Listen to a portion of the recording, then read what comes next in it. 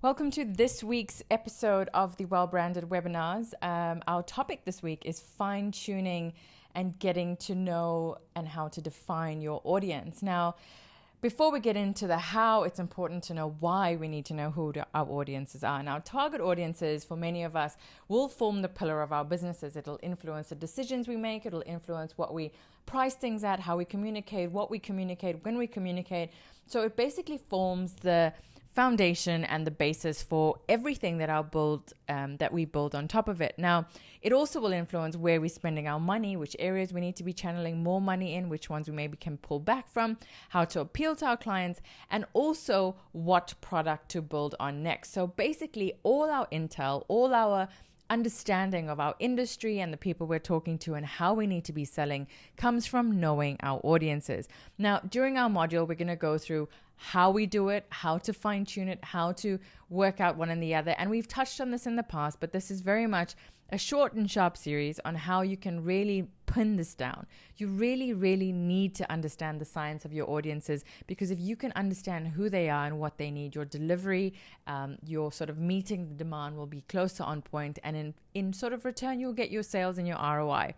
So the information that we're sharing and the information that we get is helpful. It's understanding the client, it's understanding the customer, it's understanding why and how they make decisions to buy or not to buy or hold on to buy or buy later.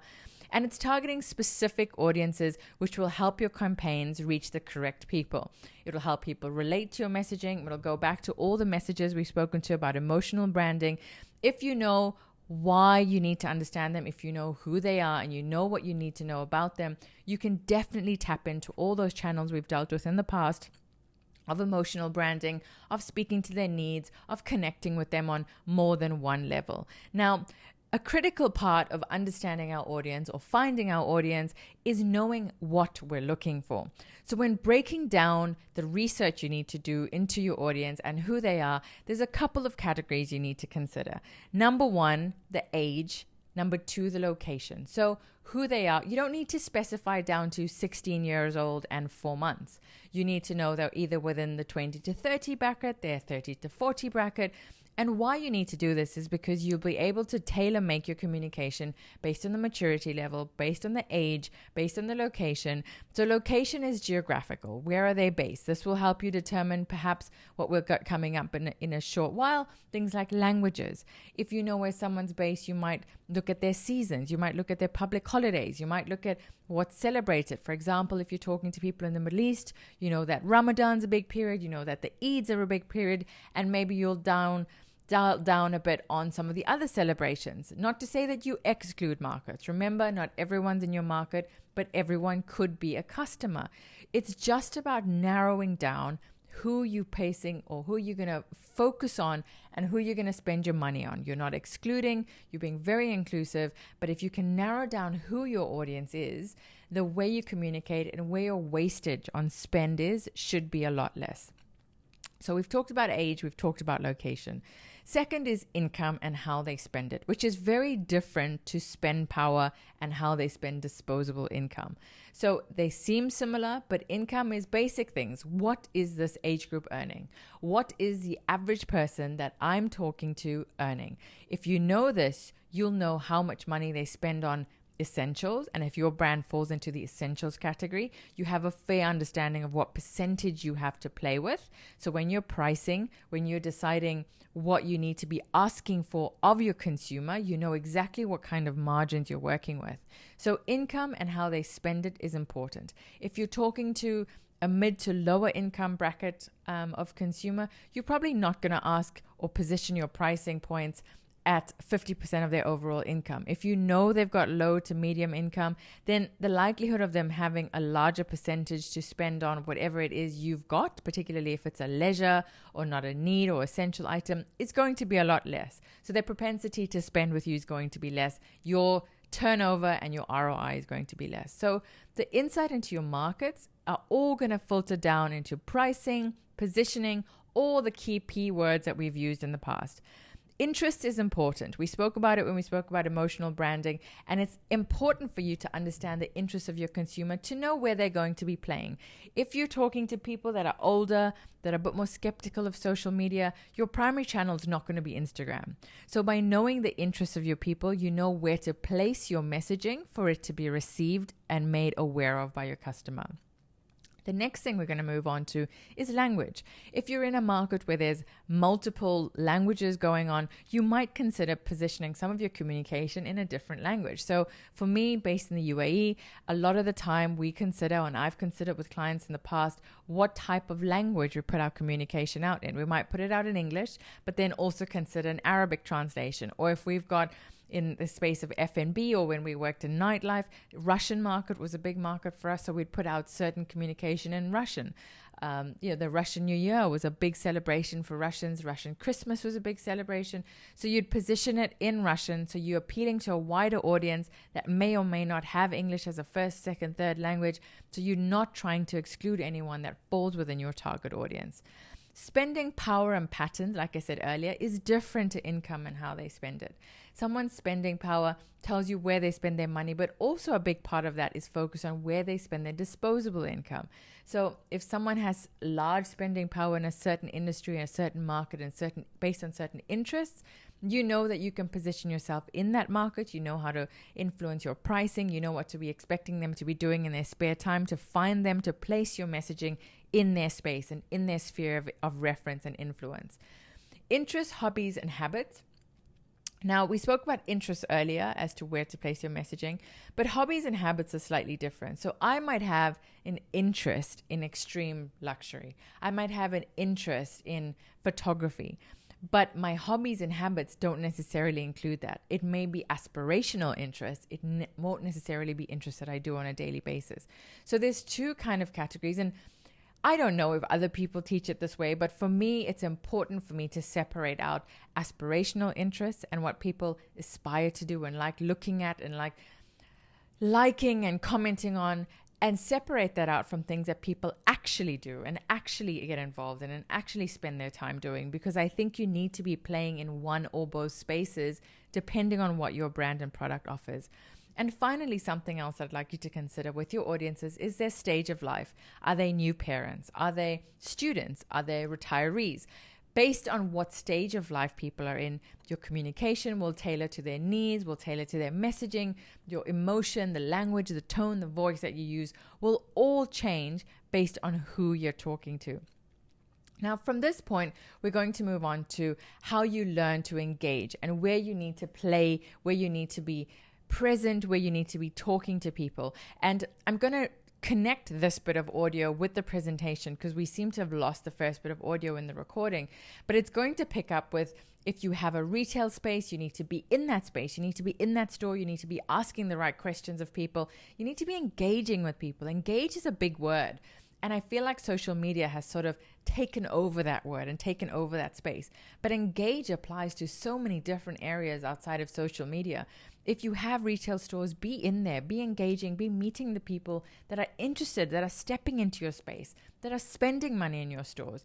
Use all the platforms you have available, whether it's social media, whether it's web, whether it's door to door, whatever contact point you have available with your audience, make the most of it. Don't impose, but do it in a gentle way. Be subtle, be careful, be genuine. Authenticity and consistency. Remember those two words that keep coming up. And with everything that you do, even finding out who the right audiences for your brand are, you need to be authentic. You need to be asking questions out of a place of sincerity, out of a place of wanting to know, not out of a place of trying to exploit maximum income for your brand. People see through it. Remember, we spoke about how smart and intelligent audiences are today and how many options people have if you are not delivering. So loyalty is only as good as your service delivery is over delivering. So I'm going to connect this piece of audio back to the presentation, and you'll follow through the presentation from this point on. We've only missed one or two slides where the audio didn't pick up, and it was really just focusing on why you need to know your audience, the importance of understanding the science behind knowing your audience, which we've went through, and it basically dictates all the decisions you make from a marketing, business, operation perspective because you know who you're talking to. So I'm about to connect this to the presentation audio, and it'll pick up from there. So what we need to do with engaging is making sure we're asking the questions, and it could be something like social media, but it could be something, if you're retail based, of being based in a store. As an owner or as a brand custodian or a marketing director or a photographer, you might want to spend your time understanding from your clients while you're shooting, what is it that appeals to them? What is it that doesn't appeal to them? Are your packages right priced for them? Do they find that the number of high-res images you're supplying are too much, too little? Are they impressed? Are they not?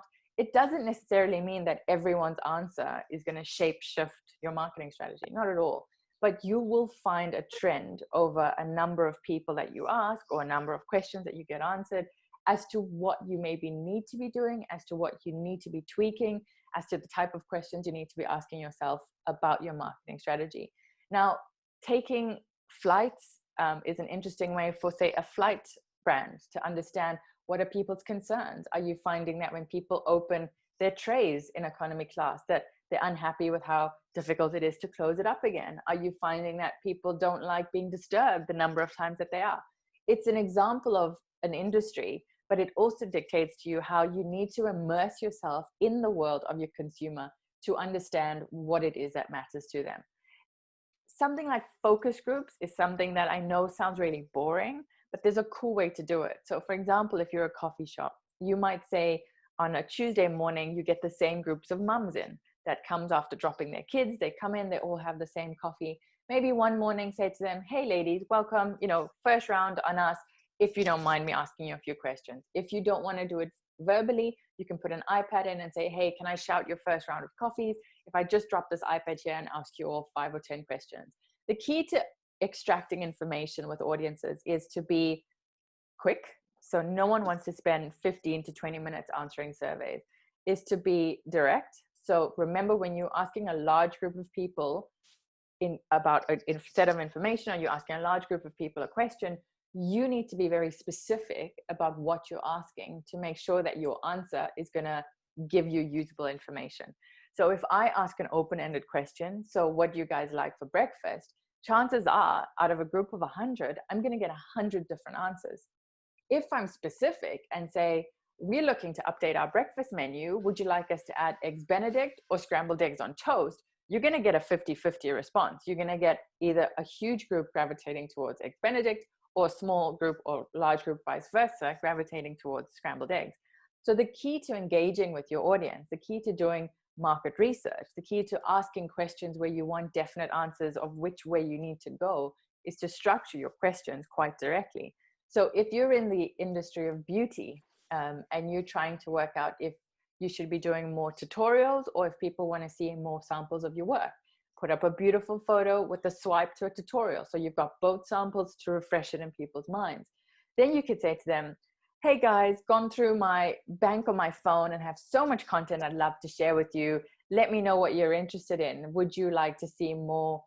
Comment below if you'd like to see tutorials or if you'd like to see finished products with product listings. And you're going to get one or the other in your answers. Similarly, Instagram stories is a great resource for extracting information. You've got amazing things already there for you. You've got your polls, you've got ask a question, you've got yes or no. So you immediately will ask a question and get an answer on a percentage basis. You'll get a poll response of ABC.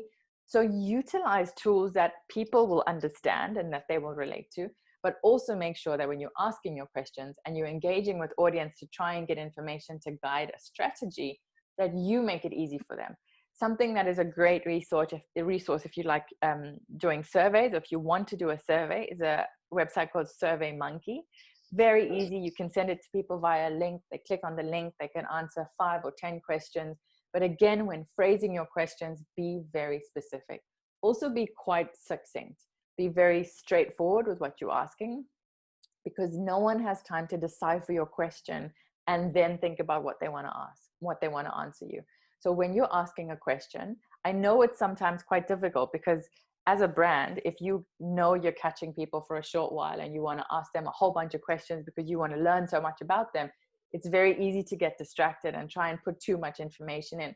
Focus on one area. So either one product range, one service. If you're a personal brand, focus on your content on Instagram. What do you guys want to see more of on Instagram? A, my personal life, B, my work life, C, my wardrobe, D, my active life. Make it very simple for people to make a decision. Because as humans, we are quite indecisive, some more than others, but we all have an element of being indecisive in us. So the easier you make it for people to give you their feedback, the more likely they are to do it. Okay.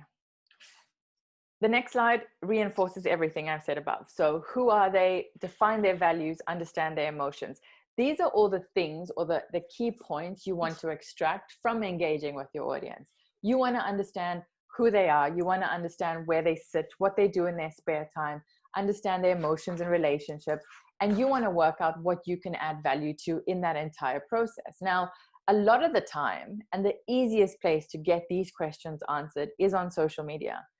But then there's things like websites. Then there's things like their behavior in store. There's things like the car they drive. And independently, they may not answer all your questions. But when you start piecing together all these elements, it will make a lot more sense. So for example, you are a brand that does, let's say, women's wear, well, women's swimwear. Now you're trying to understand who your audience are. My starting point would be social media. Go to your Instagram, go to your Facebook, and understand who the people interacting with you are. Go into a few of their profiles. And by a few, I don't mean one or two. I mean, take a healthy segment of your audience and go through their profiles. A lot of them will be private. A lot of them will be public. Understand their values, understand their struggles. And believe it or not, social media has made this second part so much easier. Back in the day, it was really difficult to understand who your consumer is, what they spend their time doing, what their struggles are, what their insecurities are. Social media has opened that up to all of us. So we can understand what they value. Do they have a family? Do they have a business? Do they have a pet? Do they value travel? Do they value time alone? Do they value, in some cases, a good drink, a good coffee, a good meal? Understand what they value. Understand what their struggles are. You know, are they struggling with time management? You might read a couple of their posts and understand what their struggles are. They might have issues with getting enough work in. So go through their social media, Google them, look them up on LinkedIn, to see if they have a website. Understand all the elements of your target audience. If you're retail based, even better. Spend days in your store. Spend days speaking to people behind the counter. And you can go the route of actual surveys like we discussed earlier, but you might also want to go the route of just having a conversation with people. So stand behind the counter next to your staff and kind of engage with people and say, how's your day going? You know, are you happy with the new layout of the store? Do you find what you were looking for today? And there'll always be people that are non-conversational. They don't want to stand in a store and have a conversation. They want to just come in, get what they want and leave. But even that tells you something about your customer base. How many people are doing that? Do they maybe want a more cost-effective, swifter solution to getting what they want to get? Do you then have an online platform? Would that not then maybe solve that problem of them being in and out by delivering it to their door? So with every reaction, whether it's positive, whether it's negative, you will learn something about your audience. And that's what you're here to do. Then you can understand where the space is or where that sort of gap is for you to add value. Like with the example I've just used, if you're finding people are in stores not wanting to talk in and out, saying they've got a parking ticket that's expired or they haven't paid their parking, then you need to look at an online solution. You need to look at a more engaging platform. Based on that information, you can then go to a survey and go, would you like us to go online? Yes or no? Would you like us to deliver within 1 day, 2 days, or 3 days? It's a silly example, but it illustrates what you will then be able to piece together from engaging and asking questions with your audience. You will understand what drives a decision. What drives a decision to come to your store despite not having time? Is it because of your price? Is it because of your location? So all the questions that you ask, all the pieces that you start putting together is what will help you understand. If you've got a large base of influencers, for lack of a better word, that shop your brand, why is that? Is it because your packaging is superior? Then you can go back to analyze, well, maybe I need to review my packaging every few months to make it more attractive so that my influencer base or my large base of popular people that support me are more inclined to share it on social media. So impacting your marketing strategy, getting user-generated content. So all the things that you will ask yourself about what matters to your audience, and then you can ask them, engage with people on DMs. If someone's got a complaint, if someone's got complaints are sometimes the best way to learn about your brand. The key thing with everything that we're going to talk about today, and something that I want you to remember for any bit of market research you ever do, is you need to be very honest about what you're doing and about what the responses are telling you. It's very easy if you've invested in content creation, if you've invested in packaging, if you've invested in an idea that you absolutely love, it's very easy to get stuck on that. And it's very easy to think that you are right and that you have the solution and that the market is wrong. But listening to your audience is sometimes a very self-growing, self-developing stage, because it's telling you things that you may not have considered. And that's really important, because listening to your audience is a very, very important part of being able to adapt your strategy. I'm just quickly going to jump to the chat and just see if there's anything. Interest will move us to stage relevance, something along the lines of said, right? Fatima, I'm not 100% sure I understand your question, but interest will move us to stage relevance. So interest in something will move you to stage relevance. So the relevance or the stage of life that person's in, coupled with interest, is what I was trying to get at. If I haven't answered that question properly, just throw it back on the chat and I'll come back to it in a second. Okay, all the others are all about highs, how are yous, which is fantastic. Okay, so now we're going to move on to the next stage, which is, where do you find your analytics? So where do you find the black and white facts about your audience? And social media is the number one place. So when you have your social media accounts, you need to make sure that you open yourself up to those analytics. So make sure that your business account is registered as a business profile on Instagram, because you won't have access to analytics if it's a personal account. So particularly for small businesses that may have been started as a home industry or something that was a little project that took off, you may have forgotten to go back into your profile settings and switch it to a business profile.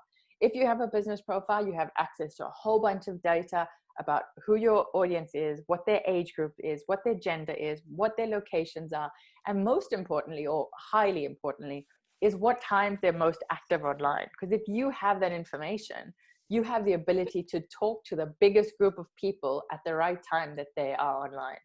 So looking at things like Google Analytics, enable Google Analytics on the back end of your website. Make sure that whenever you've got a website set up, you've got Google Analytics set up on the back end. You can do this via the Google Analytics website. You can do it via your management team. It's the easiest way to review who's coming to your site, where they're coming to, what time they're coming to you. Also, it tells you where they're coming from. Are they coming off social media? Are they coming off your Instagram? Are they coming off a swipe up in your stories? Facebook, Instagram, and any other platform of social media will have built-in analytics. Another great resource to have, which helps you not only with analytics and looking at the back end of your site, but a lot of the time with scheduling, is something like Hootsuite. So you can put all your platforms on one dashboard, whether it's Facebook, Instagram, Twitter. You can look at, also going back to our first webinar about social planning, you can look at what you're putting out, so what content you're putting out at what platform, at what time. You can review all your messaging alongside each other, because like we touched on and we'll get to in our social media webinar, your messaging needs to be slightly varied based on the platform you're talking to, because certain audiences sit differently on different platforms. So for example, LinkedIn is going to be your very corporate market. Facebook is going to be your sort of more social community-based market. Instagram is going to be your very content-led market. So all the pretty pictures, all the pretty videos. Pinterest, again, pretty videos, cool articles, blog posts. So utilize a platform that helps you plan, that will then take what we did in that first webinar with your social media calendar and put that into a digital space that allows you to post either directly from it if you want to, or you can just make sure that you've got everything laid out. It also gives you great analytics to back in, and is a really good resource via their blog on information on how you can make the most out of analytics, how you can schedule. Also keeps you sort of up to date with a lot of the trends that's going on in the market. So the very basic and the very, very entry level place that you need to be at with your analytics is via Google for your web, and all your social media platforms need to be reflecting your analytics. Then your next step are things like surveys. So SurveyMonkey is a really good platform. Being in store, speaking to people, having an iPad for people to maybe do polls. All these kind of resources are going to give you a huge amount of data as to who your customers are, what their preferences are, where they sit, and answer all those questions that we had earlier. Similarly, if you want to take it one step further, you can then analyze their profile. So maybe take your top 10 interactions. So you might know on your Instagram post, your Facebook post, who the top 10, 15, 20, 25 people are that engage with you, that shop with you. So if you have a Shopify site, it'll give you that information as well.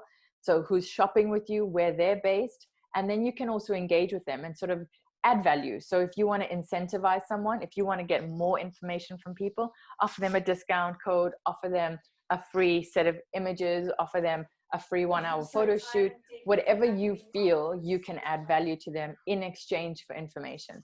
But don't also be too giving in that respect. If you're going to go that extra mile of giving something for free and incentivizing someone to share their information with you, make sure that it's someone of value to you. So not a newcomer that's just obsessed with everything on your website because they've just landed. You want someone that's gone through the user journey for a little bit of time so that you can extract that information, or you can extract usable information from them. Because it's one thing getting analytics for the sake of getting analytics. What you really want to do, and it goes back to that point of being authentic and transparent and honest, is you want your analytics to work for you. If you're going to choose the analytics that suit the narrative that you have for your brand, you'll be happy as a person as to what you're putting out, but it might impact your bottom line eventually when you realize that what you're putting out to the market isn't reflecting in your sales or your uptake or your bookings. So constantly checking yourself is also a big part of knowing your audience and knowing what they want from you. Honestly, social media, if you do nothing else, social media is the easiest place for you to start this. You can straight up go on, post a photo and ask people a question. And it might be a burning question of, I'm looking to redo my website. Do you guys like my logo or not? Very simple questions. Now, the second stage of that is transparency and honesty with your audience base. So I'm going to put this in here as a disclaimer, but if you've bought 50,000 followers and they come from regions that do not reflect your audience or who's actually spending money with you, then this whole exercise is going to fall to pieces. So then your starting point might be cleaning out your audience. So the only time asking audiences and engaging with audiences and analyzing audiences is going to be effective for you is if your audience is a true reflection of who spends and who buys and who invests. So stage one is making sure, and it's something simple, like if you're going through your newsletter database, if you use a platform like MailChimp, which we spoke about in the first webinar, to engage with people and get email marketing going, they will give you a very good reflection of how clean, and we use the word clean when we talk about databases, how clean your customer database is. If you're getting 2% opening rates on 2 or 3 consecutive newsletters, then either something's going wrong with the way you're communicating or your database is not clean, in which case you might then need to go, right, I'm going to clear out all those email addresses that haven't been opening, that haven't been responding, that haven't been engaging. People always have the option to unsubscribe, obviously, and that will happen automatically. But if you have a huge group of dead weight email addresses, starting point would then be to clear that out, delete that, get rid of it. You might end up with a very small pool of people you're talking to, but it's people that you want to be talking to and people that are engaging with your brand. So step one, prior to analyzing and looking at analytics, is making sure you have the right audience. So making sure that you're honest about where your audience has come from and the cleanliness of your database and of the material and the data you have to analyze to start with. So when it comes to looking at analytics, simple tools in the newsletter. I'll put all of these things. I'll link the website so you have that. There'll be less worksheet approach this week and more sort of tips and tricks and sort of user guides and kits for you to work with. So we will move on then to looking at your competition. Now, in previous weeks, I've said things like, don't always consider your competition as competition. Sometimes you need to consider them as collaboration. And when we spoke about how to survive the current period we're in and the challenges we're facing at the moment, that was very relevant. Competition can be collaborative. You can work together. You can learn from each other. But it's not always a negative relationship. And similarly, when analyzing audiences, the same thing applies. So you and your competitors might be selling the same thing or offering the same service, but your markets might be completely different. And that could be for a number of reasons. So for example, and I'll use the photographer reference again, because it's a really easy one to understand. Photographers might be offering the same service. They take photos, they do photo shoots. But one photographer's specialization is family, newborn babies, and another is fashion, lifestyle, social media. So yes, they're putting out exactly the same products of photo shoots, but they know that they're not trying to catch the same people. So they won't communicate the same way. So by understanding who your competitors are, you need to make sure you're understanding not just based on the service they're putting out, but on the people they're trying to attract. Because someone isn't necessarily a competitor if they're not trying to get a portion of your market, or they're not appealing to the same portion of your market. So the first step of analyzing audiences from a competitor is knowing who your competitors are. And that's also based on who they're trying to talk to.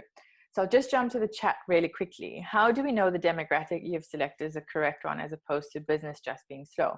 That is a really good question. So when you're speaking to your demographic, there's a couple of factors you need to consider. So your demographic would have engaged and purchased at some point. Business being slow will be a reflection across the board. So you might look at sales, you might look at engagement. You won't necessarily know the back end to your competitors, but you will need to factor in an overall slow in business, like a time like this, for example. But your demographic might still be accurate. So you should still see engagement being high, you should still see level of interest, you should still see appeal within an audience group, not necessarily reflected in business at that time. But when you're analyzing who has spent with you and where they've spent their money, that will indicate to you that they are the right audience for you. So when you're analyzing their interests, when you're analyzing where they spend their time, what their hobbies are, their demographic, all of the factors we considered, it might be a case of A, that business is slow in general across the market. It might be a case of B, you are still new in your communication process to that target audience. So maybe you need to tweak your marketing strategy to reach them in a different way. But also, if there's a consistent lack of adoption from that audience, then you'll know that it's maybe bigger than what you're putting out. So for example, if they're coming onto your website, they're filling their cart, and at that stage they're dropping off, then you need to consider maybe you need to do a discount code. Maybe there was some factor that was involved in that drop off. So it's a case of analyzing behavior over a period of time and not just 1 day or 2 days or 3 days. If it's over a series of days and you see that the drop off is higher, the engagement is dropping on your social media, then you maybe need to look inward. If all of those are ticking the boxes and you've done all your due diligence with dissecting who your audience is, but you're still not converting to sale, you maybe need to see if there's a trend, and maybe if people aren't purchasing, look at your competitors' Instagram. Are they sharing loads of sales? Are they sharing loads of consumer generated content? All these things will give you a little inkling as to where things are at.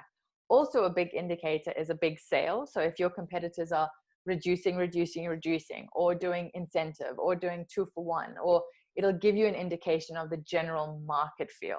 So if you're trying to understand if it's just you or if it's market, look at your pool of competitors, understand if they are doing, or if they've put action into play that makes you think that they're also having a bit of a slowdown. And always a good indicator of this is sales, 2-for-1 deals, special offers, buy now, save later. That kind of language will indicate to you that they are feeling the same thing you are. If not, and if they're still pumping out orders on their stories and you see loads of user generated comments or content from people that have received their packages, then you know that it's maybe something more you based as opposed to market based. Let me know if that answers your question, Shaheen. I'm happy to come back to that at a later stage. So going back to my last point on understanding your competitor, like I said, you will never get a detailed understanding of the workings of their business, as you never should, unless they're a friend and you're happy to sort of sit over a cup of coffee and have a bit of banter about what's working and what's not, which is very healthy. Otherwise, you'll get a general approach through things like I said, their user-generated content, their sales, their opportunities that they're putting out, the way that they're kind of pushing and what they're pushing. Generally speaking, brands won't push things that are performing well. So if a certain meal time is doing well in a restaurant, you won't see many special offers because they know they're going to get bums in seats anyway. If it's not doing well, there's generally a bit of an offer or incentive behind it to get people to fill up a space. So there's a lot of telltale signs that you can look at by analyzing your competitors alongside analyzing your audience that will tell you where things are at in the market for them. All right. So we're going to move on from analyzing and understanding our competitors to knowing your unique selling points. Now, there's a very big differentiation before we launch into this section that I want you to understand. So when you're analyzing your unique selling points, there's two categories you need to consider. And this appeals to anyone. So whether you are a product, a brand, a service, a person, they are the features and they are the benefits. Now we're going to go through what the difference between the two of them are. But if you know what your unique selling points are, you know why you stand out. And if you know why you stand out, then you know how to shout out about that messaging as to what makes you special and what makes you different. And a big part of that, like I said, is knowing the difference between features and benefits. So knowing your USP, which is your unique selling proposition, unique selling point, depending on where you read it, you'll see a different explanation for the P at the end. Know what makes your product, your brand, your service, you stand out. That is the most important thing. And that goes back to a number of conversations we've had in the past about knowing your brand value, knowing what value proposition you put out in the market, constructing your proposition statement. Then the next step is knowing a feature versus a benefit. Now, if it's a personal brand, there'll be a slightly grayer area, obviously, because you're not a product, you don't have a functionality aspect of you. But you need to consider then your features, which is what you do. You may be a public speaker. The benefit may be that you're a public speaker that can speak multiple languages. So understanding features and benefits is knowing your USPs when reaching out to your audience, which will help you package it, which will help you communicate it. So a feature is what something does, a function. I can turn my light on. The feature of my light is that it has a swivel head and it moves left to right. The benefit is that it's lightweight, it sits on my desk, it doesn't occupy a lot of space. So knowing the difference between features and benefits is really important when it comes to knowing your USP and what makes you different. So just a super quick case study, features versus benefits. If you look at something like IKEA put an ad out on Twitter, and I pulled this off the Hootsuite blog. IKEA put an ad out on Twitter, which was about make your college space feel more like home. And even in that one statement, we know they're talking to college students because they're specifically saying make your college space. So they're targeting a very specific group of people. Make your college space feel more like home. So we're talking about aspects of home. What does home bring up for most of us? Comfort, a place of safety, a place of happiness, a place of, the most common explanation of the concept of home. It's also linked to IKEA. So watch for tips on how to solve it and snap it and shop the look. So they're giving you tips. They're making your life easier. They're talking elements of convenience. They're talking elements of how you can make a space feel like home. But we also alluded to the fact, based on what we know about IKEA as a brand, that there's going to be an element of multi-purpose, elements of small, elements of compact, because they're talking to a college space. And they specifically have used the word space as opposed to room, because they want you to understand that it's quite a smaller area. So when you are positioning your communication, when you're using language, everything down to the word you choose are going to dictate the messaging that is received. So the features of this ad is that it's inexpensive, because we know IKEA generally is associated with that. It's small. They've used the word space. Convenient, college, room, dorm, all those elements, and multi-purpose and convenient. The benefits of the ad is it's a small, a temporary living space, and it makes it feel like home. And that makes it feel like home is the biggest jump out, because it's emotive, and it comes back to the concept of emotion. Now, when you are drafting your market positioning statement for your brand, you need to consider all the things we've spoken about in understanding your target audience. So when you draw up, you need to be able to answer the question. If I said to you, who does your product, brand, service appeal to? You need to be able to answer me in a statement, in one succinct statement. And how you put that statement together, there's two examples on this slide. So you should be able to say to me, my target audience is between the age of 20 to 30, or female. They live in an urban city. They are very sort of urban city dwellers, and they like to spend their free time browsing windows, or they like to spend their free time doing action sports. So you need to be able to answer all those elements in red based on the information you know about your target audience. Another way of doing it, your target market. So my target market who need easy, quick solutions to keeping their toddlers busy. Through kidsfun.com, we provide amazing solutions that are quick, require very few ingredients, very few items from the home, as opposed to more complicated, complex requirements, because we understand the need of a mom that's busy with more than one kid at home doing homeschooling, blah, blah, blah, blah, blah. So that was top of my head. I put these in and I wanted to do it on the fly so that you understand how you need to plug that information in. Again, I will put these two examples in the worksheets that I send you. And I really want you to exercise playing with both elements. So one talks more about the type of target market, and the second one talks more about your positioning, your USP, and how you solve their problem. So both these types of positioning statements will be sent to you. I want you to please work on them, because it is really, really important that you can state who your target audience is in one statement. It's very, very critical to knowing who you're talking to.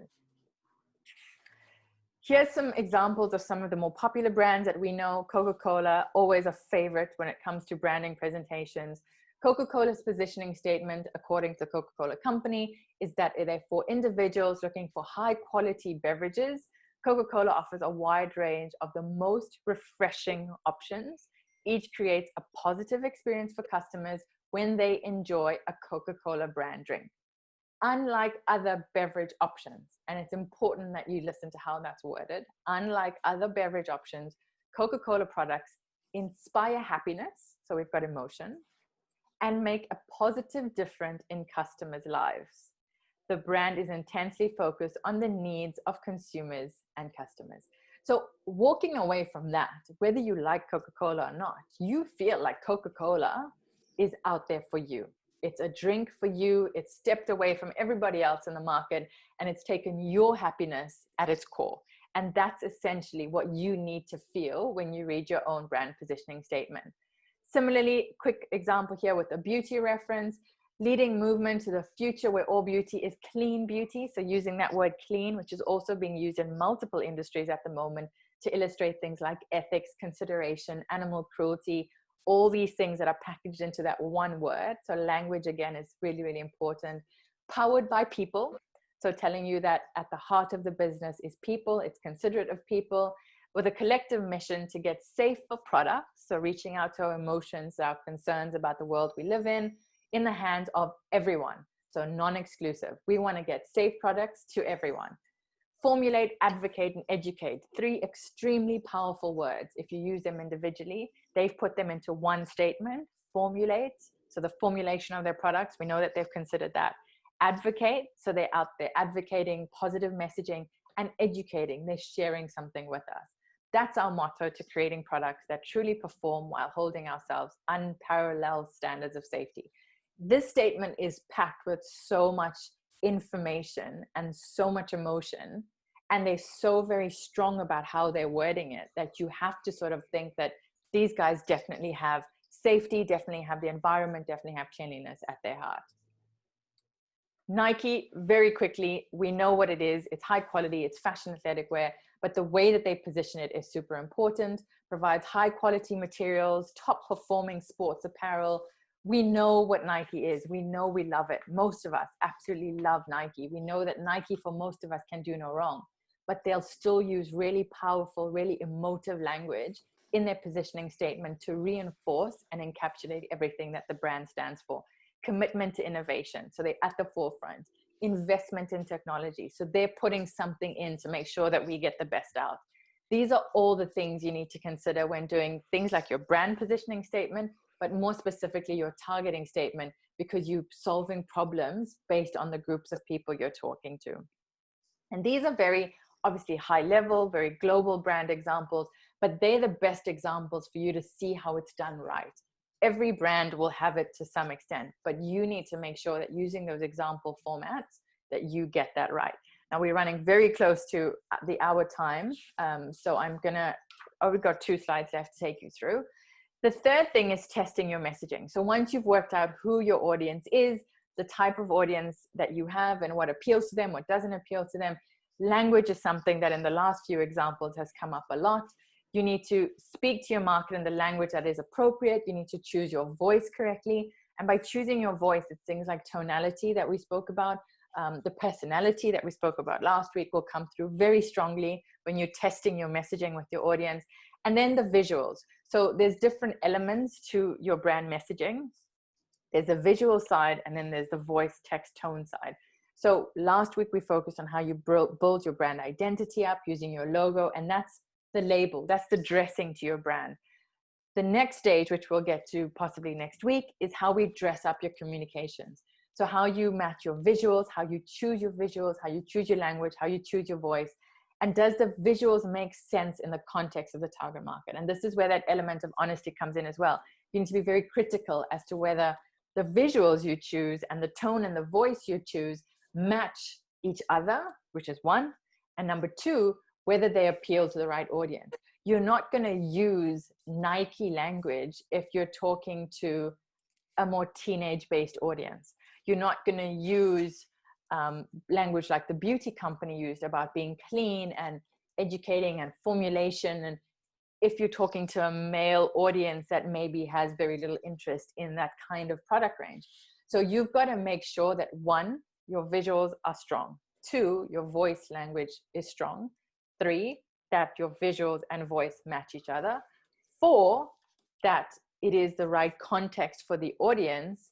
And once you've selected all of that, then you've got to make sure that 5, your platforms that you put them out are right. Now, social media is a whole nother beast for maybe another 1 or 2 webinars because there's so much to deal with. But when selecting your platforms, you've got to make sure that your messaging and your content is suitable. So quick example, you're not going to put a long video on Twitter. You're not going to put a beautiful image with flowery language on LinkedIn. So selecting your platform for your messaging is important. And then consider your finer targeting options. So what social media makes available to you to then narrow down who you're talking to. And like we've always said, you might have different package options or different communication packages that you put out to different audiences at the same time. And that's totally fine. It doesn't dilute your messaging, but it'll come from a place of knowing exactly what you need to be doing where to not look like it's a big jumble sale. If you're understanding your audiences well enough, you'll know where they are. And you can put out different messages to each of them and it won't impact each other. If you don't have that understanding, or if you don't have a clean audience, or if you have a big mix of people that you don't really know what you're doing and you're testing things out from a lack of knowing what you're putting out, that will be evident. And that will seem like you've just got mixed messaging going out. So very important. And at the core of everything always is knowing who you're talking to. Lastly, to close off, it's reviewing your data. I've said this from day one. Always, always keep checking on yourself. Keep checking that you know your audience. Allocate an hour a week or bank that and do 4 hours a month to go through all your platforms, review where your audience sit, review where their locations are. Are they responding positively? Are they responding negatively? Go through your posts, look at the responses, look at which images get the most interaction, look at where your likes and dislikes sit. Again, likes and dislikes on their own are no reflection of anything. And something that I learned from watching Gary Vee, who, if you know who he is, extremely, extremely successful at building brands and building businesses. You'd rather talk to a small group of engaged people than a mass group of all over the place. So forget what we were taught about social media being all about the numbers. It's all about the quality. So you'd rather have 1,500 people on your Instagram that engage with you, that comment, that like, that share insights, that share content, that send you user-generated content, than have 15,000 people following you and you get a whole bunch of random likes, a few emoji comments, and that really doesn't tell you anything. So quality over quantity always when it comes to audience. Consistently audit, consistently ask questions, consistently review, and consistently plan ways to grow your audience base. A very, very easy way to do this, which is my last point for today on knowing your audience, a very easy way to grow your audience is to collaborate.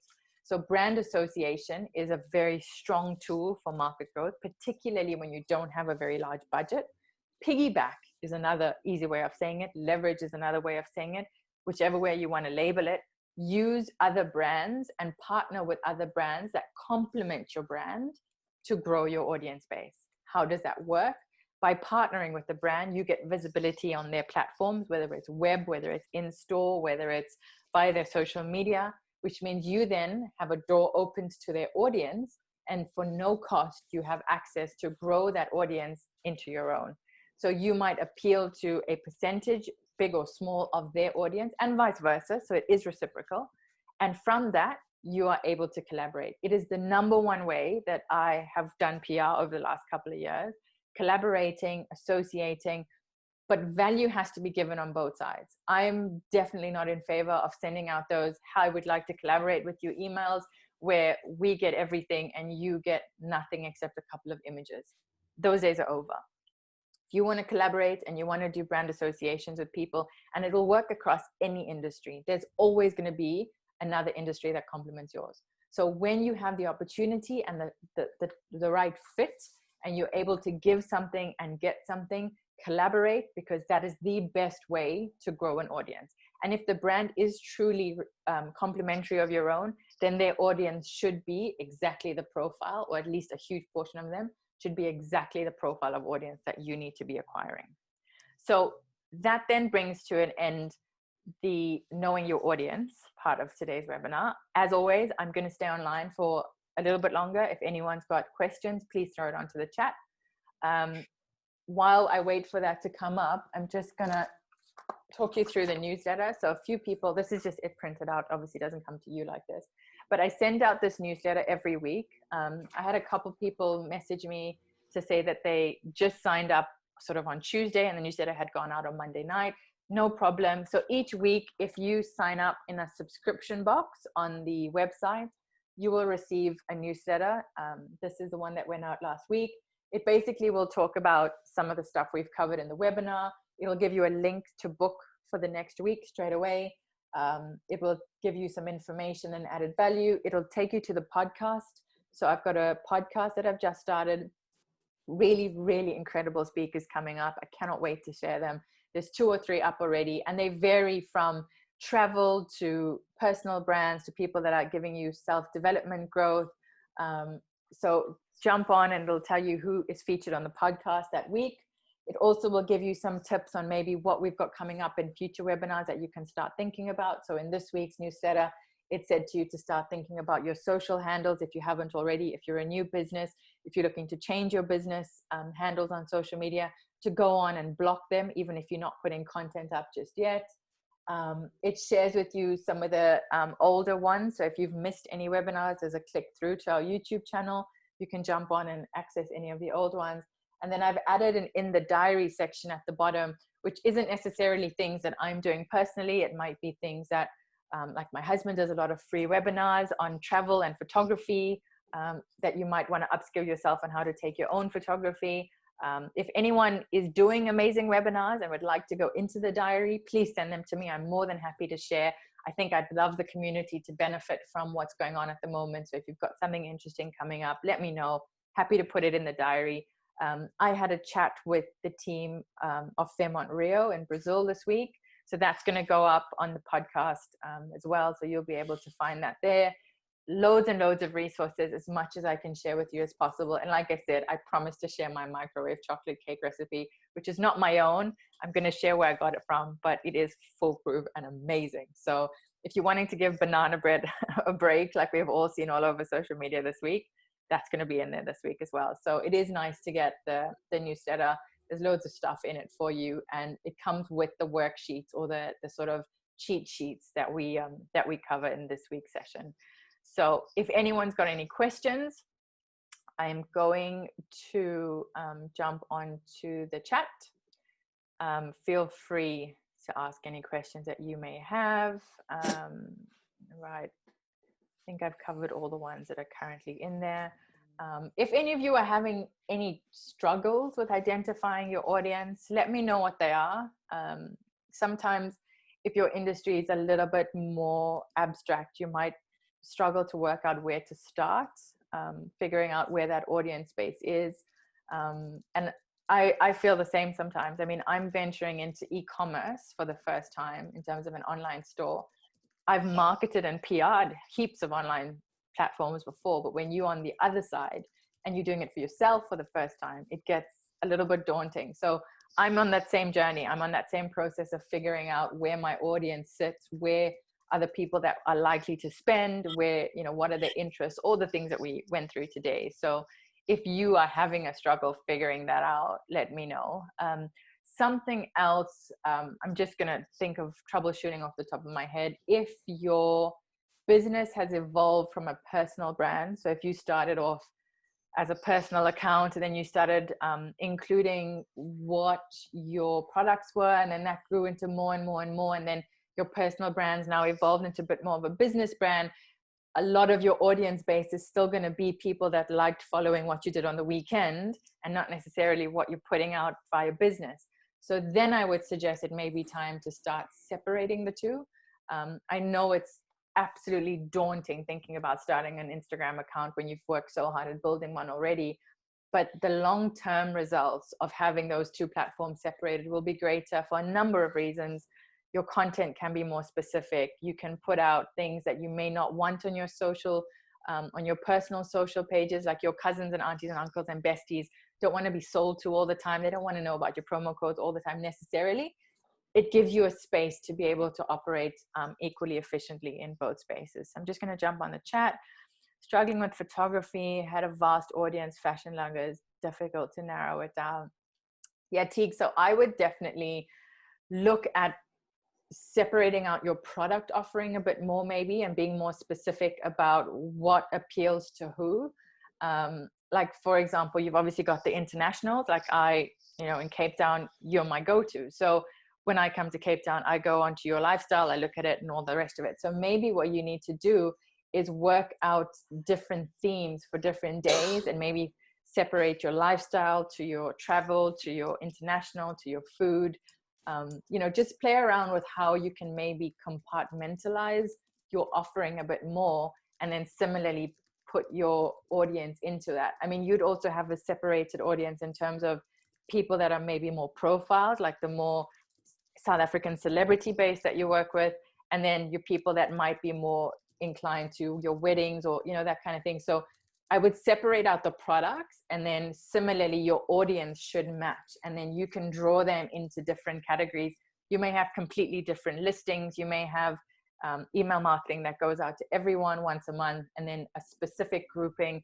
So it's all up to you how fine you want to make those groupings, but knowing where they are is going to be a case of, I think, channeling them into different groupings. Because at the moment, if I go on, I love saying everything that you do, but probably 80% of it appeals to me and I can relate to. But at the same time, you want to have a good variety on your social media. So it's a tricky balance to find, but I would suggest once you define your channels, whether you do that via social or web or however your primary channels are, and you package it that way, your audience will follow, and they'll either fit into A, B, or C category. But with your business, I think there's a less important need to have completely separate groupings, because someone that may be a bride or a pre-wedding shoot might evolve to getting into fitness, it might evolve into travel. So you need to have a fair element of overlapping with your audiences. So I'll try and find a few resources that might help you, and then I'll shoot that over to you directly. Enrica, random Instagram accounts that become regulars at responding to questions and polls, but they seem to be useless accounts. So how do you figure out when counting your audience and analyzing it? By random, I mean automated accounts. It's an automated.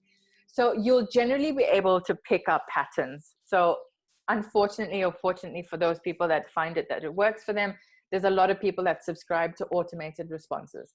So what you will need to do is you will find a pattern, and this is where analyzing a larger sample of your content will come into help. So you need to look at, say, the last 10 or 15 posts. If you've got Sarah XYZ 2020 that is commenting on every single one, but her comments aren't of value, then you can discount Sarah into the good for engagement box, but nothing else. So there is going to be with social media, and this is why I say social media can't work on its own. It's got to be in relation to people that are spending, people that are on your website. If people are those random comments, and we all have them, they either emojis or they super silly comments that are just like great job and a thumbs up. Just discount that into it's good for engagement, it's good to be there, but probably doesn't fall into your audience. Has Sarah ever converted? Looking at your story analytics is also extremely, extremely effective. So if you ask me, story analytics are stronger at the moment to post analytics, because you can swipe up, you can see who's clicked forward, you can see who's clicked through your links, if you've put hashtags on, or if you've put accounts on, particularly where you've got influencer accounts. If you've done campaigns with influencers where you've given them something for free, you can then request that they screenshot the analytics, because it'll also give you an indication of whether their audience is taking up what they're putting out, if they're an influencer that's well suited to your brand. So all these things can be extracted from those analytics. So you need to be quite clever about looking at your analytics with a very critical eye and putting people into boxes of whether they're just good for a comment, whether they're a regular bot comment, whether there's someone that's engaging and asks questions. So a little bit of logic obviously comes into play here as well when you're analyzing these kind of questions. There's the serial likers that just go through their feed liking everyone's photos. There's people that comment and engage. And a lot of the time when you're analyzing someone's comment, it'll be things like, does it relate to the context? Does it relate to your caption? Does it answer the question you've asked? Are they asking a relevant question? Are they regularly featured and they sort of show that they're really involved or committed to what you're putting out? There's a number of ways you can analyze your audience to understand whether they're just an engagement type audience, which is nice to have, but not really relevant to your target audience. So ask yourself a lot of relevant questions and really nitpick comments. Like, be quite critical about who you think your audience is. And like I said, you have to be quite honest, because we all love getting 1 million comments and 1,000 likes or plus, but we need to really be critical about whether that's working for us or not. Enrica, let me know if that's answered your question at all. Teague, thank you, working on theming. Da, da, da. No worries. And again, Tegan, happy to jump on and answer any more questions. How would you get rid of dead weight on IG followers? A number of ways you can do that. If you've got a public account and you're following people, the easiest way is to unfollow, obviously. Obviously, it's important to follow key accounts, but also important to not follow unnecessary accounts, because it creates a lot of noise on your feed. I always look when I follow or unfollow people as to whether they give back, so whether they're engaged, because my husband's always got a saying that social media is social. So if you're not being social, if you're not engaging, if you're not interacting, why are you there? There's always going to be the element of stalkers. There's always, excuse me, there's always going to be those people that like to see what everyone's doing. We're all nosy, and that's totally fine. But the easiest way is to unfollow people that don't engage, or that brands that you don't feel need to be followed.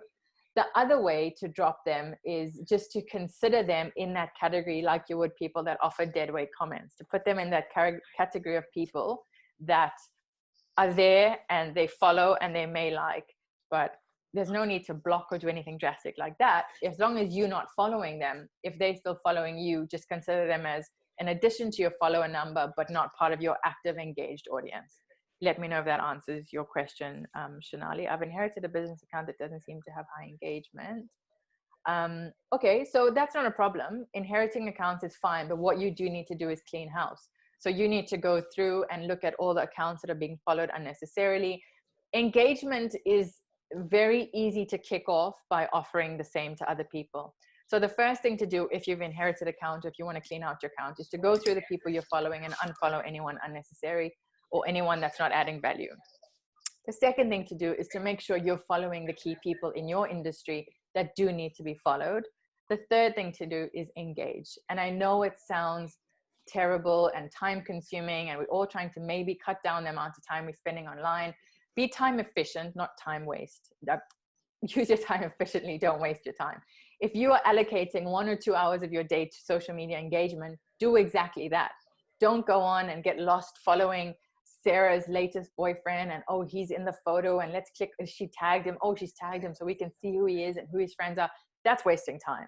Keep that for your half hour of social stalker time before bed. If you're putting 2 hours to work and business engagement, do that. Go on, like key people, make useful comments, offer good engagement. I don't necessarily spend hours every day engaging, but it is 100% reflected at times in the engagement I receive. I'm fully cognizant of that. But I go on, and if I comment and I like someone's photo, I'm reading the caption first and offering useful information. Often I'll look at something that someone's doing and answer their question, or, because that's the type of engagement I want to get back in return. Will you get it 100% of the time? No.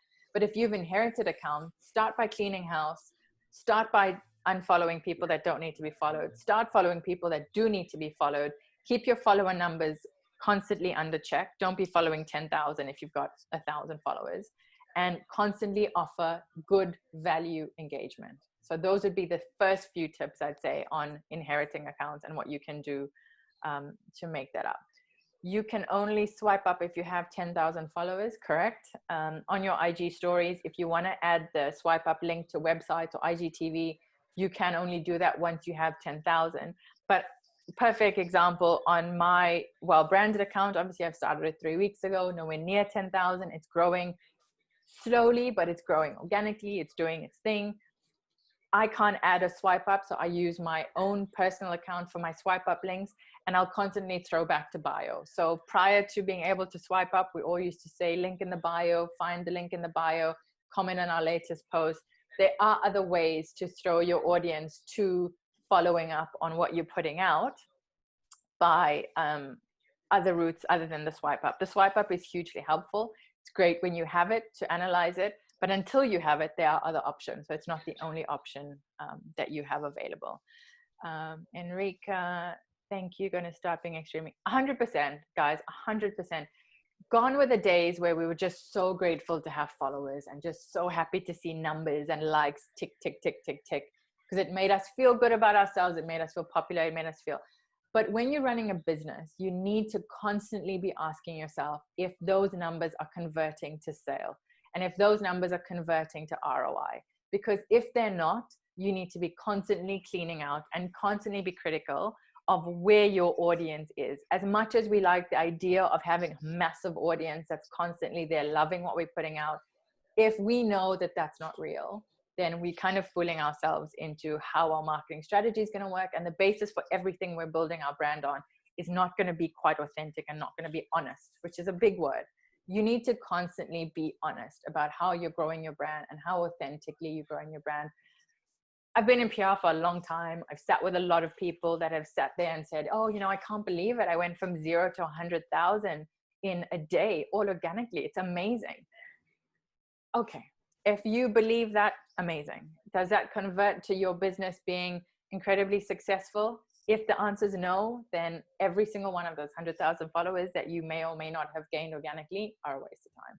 Because ultimately, if you're a brand on Instagram, your number one goal is to engage. Your number two goal is to sell. Whether that's you, product, service, brand, it's money. It's all about money making. Social media now, Facebook and Instagram treat you as a business, and you need to make sure that you're using it for your business to the best possible extent.